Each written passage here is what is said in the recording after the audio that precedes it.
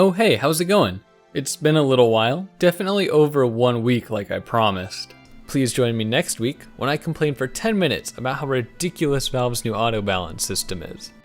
Yeah, but you know what they say, there's no time like the present. Now I'm sure as many of you are aware, I don't like auto balance. I'd put it up near the top of the list of things that irk me in Team Fortress 2, right under random crits and bullet spread, and just above fall damage variance. And a few other more nuanced things. But there's already some exceptional videos out there breaking down these topics. And I really don't think anybody wants to hear the ramblings of a madman on the 20% random damage variance when you fall. So let's get into it. The reason why auto balance sucks and is probably the worst system ever implemented. Whoa dude, you can't just go making a blanket statement like that. Auto balance exists to solve a problem. Sure, it may not be the best, but it's the only system that we've got. Alright. I guess we'll start off by talking about some of the positive things about auto balance then.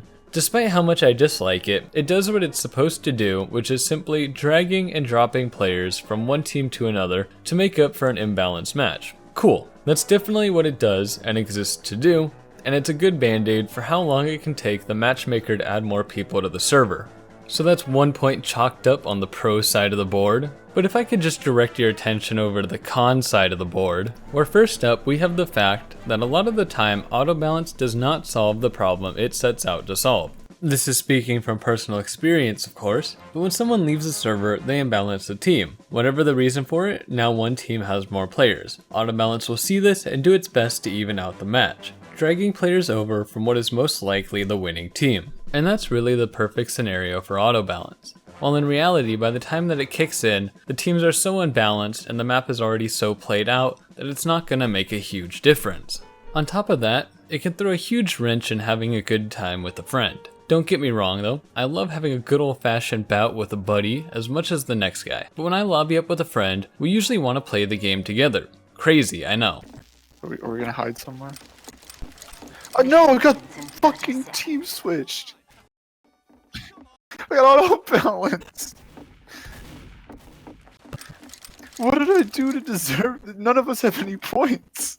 This is much more of a personal gripe, but when I can't stay on the same team as my friend for more than 5 minutes, it can be a bit of a letdown.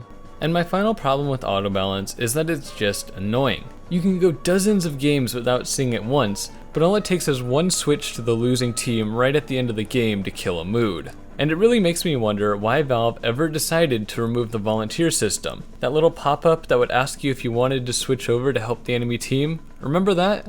Because I do. And it really just makes it feel like Valve is taking steps backwards with auto balance. Heck, even back in 2008 they realized that auto balance shouldn't kick in at the end of a match. Now I'm not here calling for the total removal of auto balance. I recognize its importance within the game despite how annoying it can be. Instead, I just wish that it reverted to previous iterations that weren't as ham-fisted in their approach to balance, or, even more of a stretch, the devs could improve the matchmaking system so that new players are added to the server before it has to resort to auto balance to even the teams. I mean, you can't tell me that you don't have enough people queued for bad water to refill the server.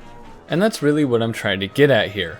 Auto balance itself is not the problem, though it could still be reverted to previous iterations that were vastly superior, but instead the matchmaking system forces auto balance into the spotlight to even out the teams while the matchmaker stumbles over itself. Those are just my thoughts on the topic though, and I'd love to hear what you guys think about auto balance in the comments. And I'd like to take a few moments here at the end to apologize for disappearing for almost 3 months. I'd like to thank all of you out there who have stuck around, you guys are the best, and I'm hoping to be creating more content here shortly. With that, I hope you have a great day, and peace out.